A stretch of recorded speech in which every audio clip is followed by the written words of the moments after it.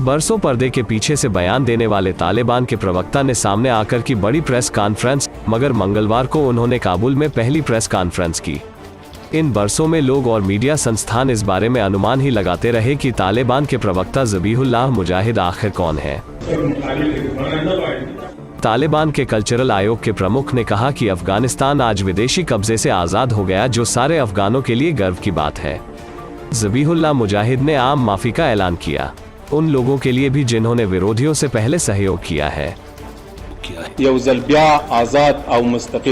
सारे देशवासियों को आश्वासन देता हूं कि विदेशियों के साथ जिसने भी प्रवक्ता के रूप में या किसी और शक्ल में सहयोग किया है, हमने सबको माफ कर दिया है।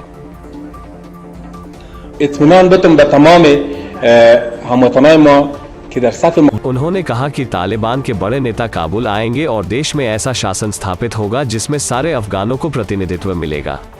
तालिबान के प्रवक्ता ने आज के तालिबान और 20 साल पहले के तालिबान के बीच तुलना करते हुए कहा,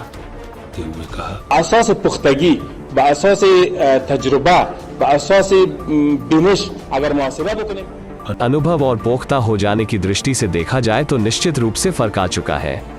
उन्होंने कहा कि तालिबान ने इन 2 दशकों में किसी भी आम नागरिक को जानबूझकर निशाना नहीं बनाया है, लेकिन जो लोग अमरीकियों से सहयोग कर रहे थे उनके मामले में हमारी मजबूरी थी। तालिबान के प्रवक्ता ने कहा कि अफगानिस्तान चाहता है कि सारी दुनिया से उसके रिश्ते रहें।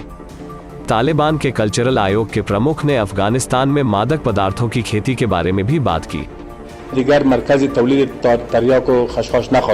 प्रवक्ता ने कहा कि अब अफगानिस्तान पोस्ते और अफीम की खेती का केंद्र नहीं रहेगा। अगर आप लोगों को याद हो तो 2001 में हमने अफगानिस्तान में पोस्ते और अफीम की खेती समाप्त कर दी थी।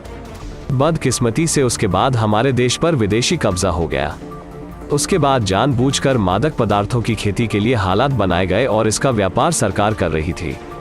महिलाओं की गतिविधियों के बारे में बात करते हुए तालिबान के प्रवक्ता ने कहा कि शरीयत के दायरे में रहकर महिलाएं गतिविधियां कर सकती हैं। तालिबान के प्रवक्ता ने यह भी कहा कि मीडिया आज़ादी से अपना काम कर सकता है, लेकिन उन्होंने मीडिया से 3 मांगे रखी।